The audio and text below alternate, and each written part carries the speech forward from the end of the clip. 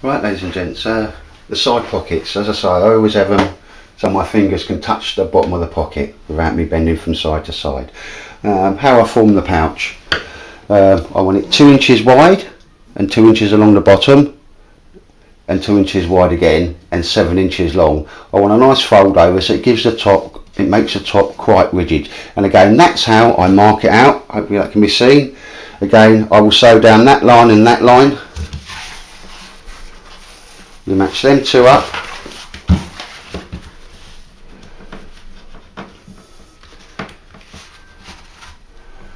You've got to be careful, and that is the line I sew down. Okay, when you turn it over, that sew line will be down there. I'll do the same with the other side.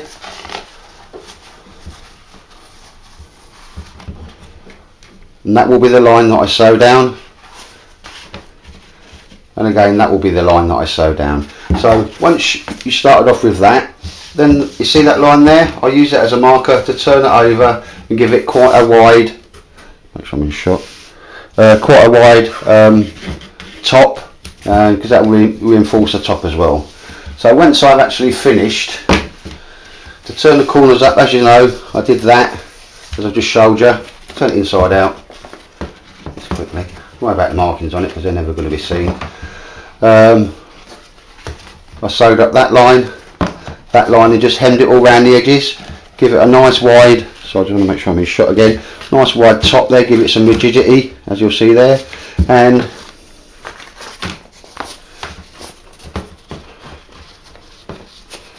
once I've done that, I've grabbed it, sewed it down the bottom there just to help form the side of the pocket, then run it through the machine along there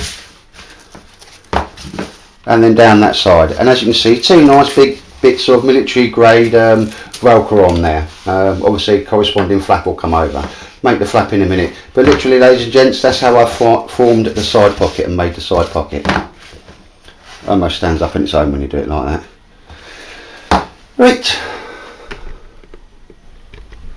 Right, ladies and gents, once you've established how far you want the pocket to come down or up respectively, I've used the pocket itself to mark off. Now here is the centre seam, that's going to be the outside seam. The pocket needs to be in the middle of this seam, so you've got equal amount at the back area, that's where your bum's going to go, and the forward area.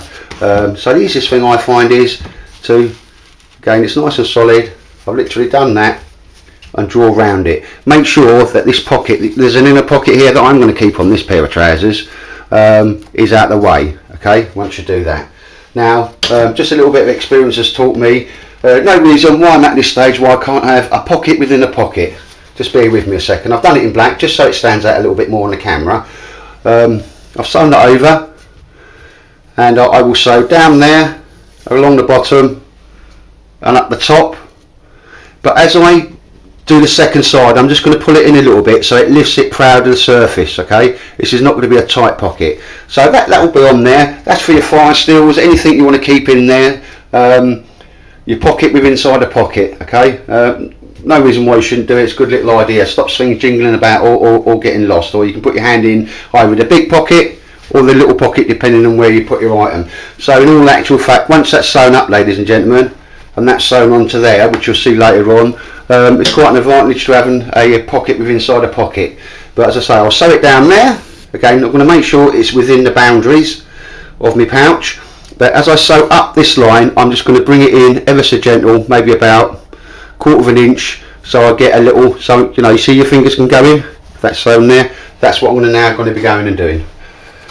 And again, careful, I like this well above where my knee is, ladies and gents. So that's just, I've measured down exactly where I like to have it. Obviously your measurements will be different from mine. So take care. Yeah, right, ladies and gents, welcome back after a little bit of sewing and a little bit of swearing. Here now we see the side pouch sewn on. Again, I marked a square around it and I virtually followed the contours of that square. Bit of a pain when you start doing this. Little tip for you: make sure everything's flat under there, because the actual opening goes to there, so you really have got to be careful. You're just sewing through one layer of material and not letting it double up over the machine. Okay, that's something I've just learnt from experience. Slow and easy does it. Okay, so there's my pocket where you put your hands in just to orientate you.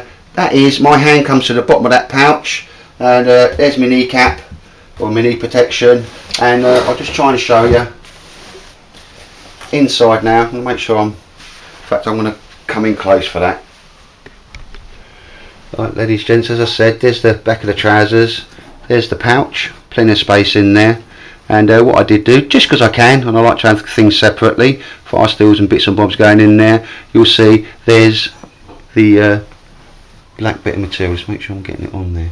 Okay, so it's a pocket with inside a pocket, and again that was sewed on down each side across the bottom, but obviously not the top. So I can slip my hand in there, make sure that's coming out yet, and my hand in there. And all I'm going to do now is go and do the same with the other side. Then I'll start thinking about me flap that goes over the top. So I'll bring you back for that. Right, ladies and gents, my side pocket. As again, I've sized it up to what I wanted. I've lifted it up so it's just underneath the pocket. Hand will come to the bottom of that pocket, fingers outstretched, and all I've done since you last was with me is measured out the pocket 2 inches deep, enough to come over there with a fold over, and lined up the 2 sets of Velcro. I could have done the Velcro all the way across. I always find that's sufficient, so you can get your fingers underneath there and just pull it open. Again, and inside there, hopefully you can see there is a pocket within a pocket. So on that said now, all I'm going to need to do is put some on the actual rear of the trousers in this area here. Let's make sure I'm in shot there because I've moved it all. Yeah, in and around that area there, have a little measure up and put a piece of I'm going to stay with the black Cadora nylon, just give me a little bit, me bum a bit of protection from any splinters and so forth, and you know, it will make it 90% waterproof, if that makes sense. Give me rear end a bit of protection. Nobody likes a splinter in the bum. So I shall see you later. Right, ladies and gents, welcome back. Thank you for watching this far. I'm realising this is going to be a longish video, how to, but obviously if you've never done it, then and you want to do it, you will be watching it anyway. Almost complete now. Had a bit of a work on them yesterday, but I had to take my old missus out. It was our anniversary and so forth. This is something I've always found is easy to do to any pair of outside or bushcrafty type trousers. Really works for me because I hate getting what I call a builder's bum. Do you know when the air gets that up your back and down your little crack? So to keep your trousers tight, I always wear a belt, but keep your trousers tight, this is quite a simple thing to do. If we look at the back there, there's the middle belt loop and the one to the left of it and the one to the right of it. Now they normally give you your distance, so I've unstitched. I'll show you there. It's easy to do, unstitch that. So I've unstitched between 1, 2 and 3 belt loops. The middle one at the back is obviously the middle point, and that simply drops out. So in here I've got normal 25mm elastic, but I doubled it over. No reason why not, don't skimp on the materials. And I normally find with this civvy elastic, if you measure from one belt loop to another, like from there to there, that's how long you want it. So I've right at the top, because I've still got to sew this piece in, the piece of the trousers that goes in there, right at the top, and hopefully you can see, I know I've got a lot of light on it, I've zigzag stitched it twice. These are independent, so if the first one goes, the second one will hold it. And then obviously unstretched, I've done the same, so this is doubled over and I've sewed it there, okay. And the length that I normally go for is between them 2 belt loops, and then once it's sewn, it's not under pressure now, but once I sew that back, I'm just going to make sure I'm in shot. Yeah, I am. Once I then sew along this line, and I will go all the way round,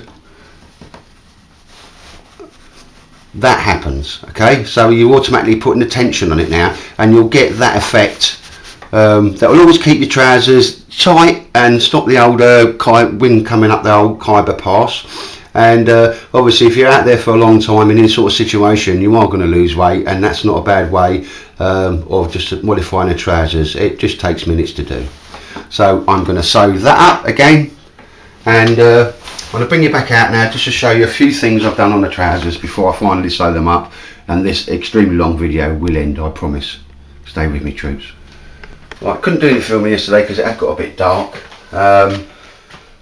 My side pockets are on now,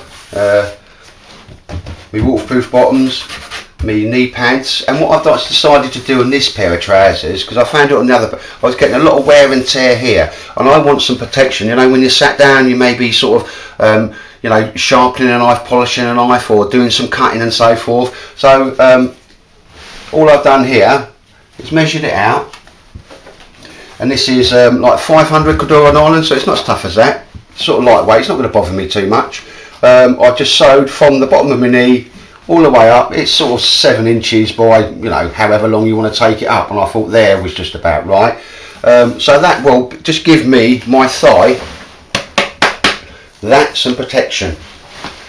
And again, when you're going through the thorns and all that, it will stop you getting digging. You know, my covert spot, it's totally covered with, which is good because it stops other people going in there. So it's going to give me some protection.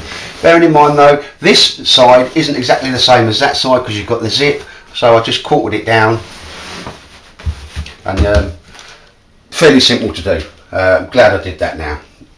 Obviously what you haven't seen is yesterday, and this was a bit of a pain to do, is measure out, okay, your trousers is going to do, but what I've done there, now this is fairly robust 1000 denier Cordura nylon, because I want it to protect me from splinters.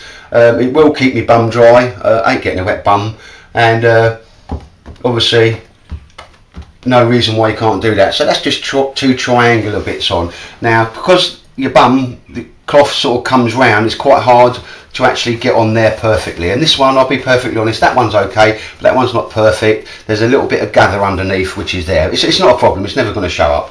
But ladies and gents, that's the actual, everything I need to sew up now is sorted. Now this is the point where you stop, you think, and you think, what, have I done everything? Have I sewn everything on? Because once you sew the inside of the crotch up, you can't get that back on a sewing machine. Oh yeah, I'll just sort of show you this now. You see this little bit here? Right, a little bit better. Okay, and I've got cottons all over the place because this has been on the floor, off the floor so many times. Doesn't matter. Yeah. Obviously, I've made that longer, and as you'll see here, the bottom of a pair of trousers ain't horizontal; they go up in an arc. But this little bit, the overlap, okay, I will cut that off now. I have actually sewn it down there and across there. Just to show you, I've done another one. Again, I'm just going to make sure you can actually see what I'm talking about. I've just cut that down there. Now before I sew this up, I'm just going to go along with this, is just cutting all the little end tags off. And occasionally, with the old Cordura nylon,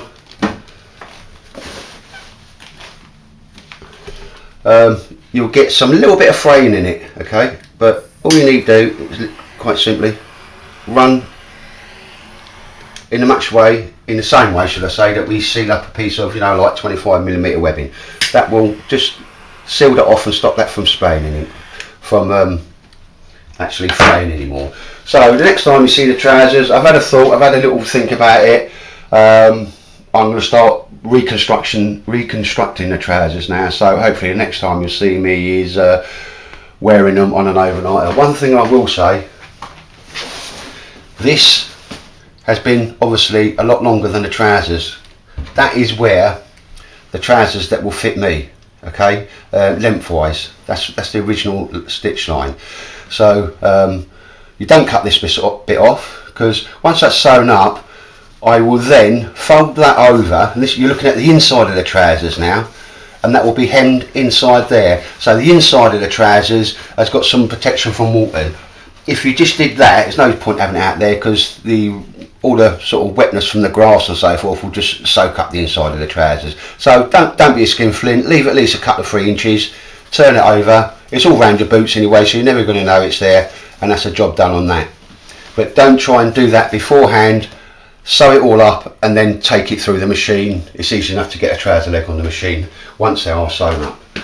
So ladies and gents, I shall see you later, hopefully with a new pair of bushcraft kegs. Alright, ladies and gents, finished at last.